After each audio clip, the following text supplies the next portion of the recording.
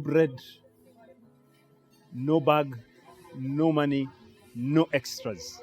That is the instruction that Jesus comes and he gives his disciples. Now that specific instruction, we find it in the book of Mark, chapter 6, verse 7. So Jesus at this time decides to call the 12 to him, and he decides to send them out 2 by 2. And he gave them authority to, cast out spirits, evil spirits, definitely. And, and at the same time, he comes and he ties those interesting words to his instruction.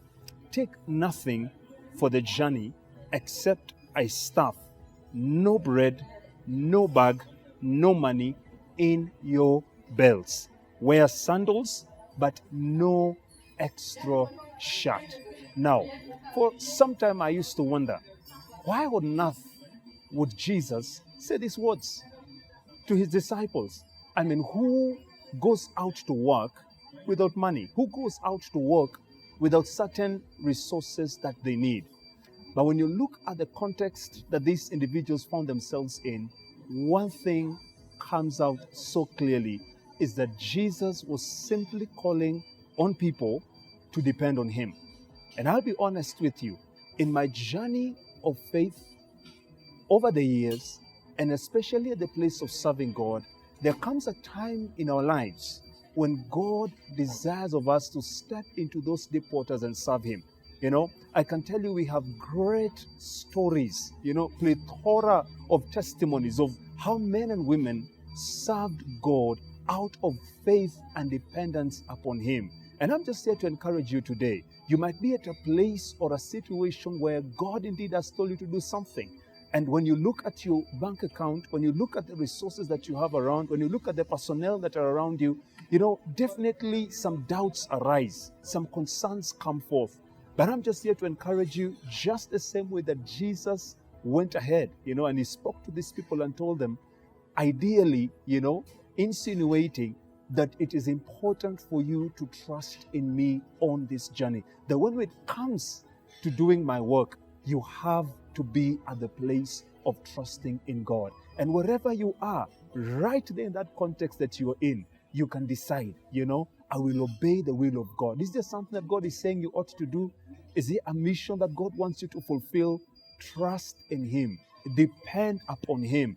I can tell you, especially for us here in Africa, the Christianity and the church in Africa was founded by great men and women, the likes of David Livingstone, Dr. David Livingstone, Kraft, Dr. Kraft, and Mary Slessor. Men and women who trusted God, who came to this place and they were moving from coast to coast. There were no roads, there were no infrastructure. They didn't have all that it took. In fact, many of them lost their families. They saw their children die. They saw their wives dying. But here we are today, enjoying and celebrating because of the faith of those men and women who trusted in God, who did not have the resources that today as a church we have, that today we can enjoy. But where they were, they heard the call of God and they obeyed it. And that is what I'm here to urge us today. Why don't you trust God in fulfilling that mission and that goal that God wants you to fulfill? And when I read downwards, I'm so encouraged by this specific text. When you read verses 12 to 13, these guys fulfilled their mission.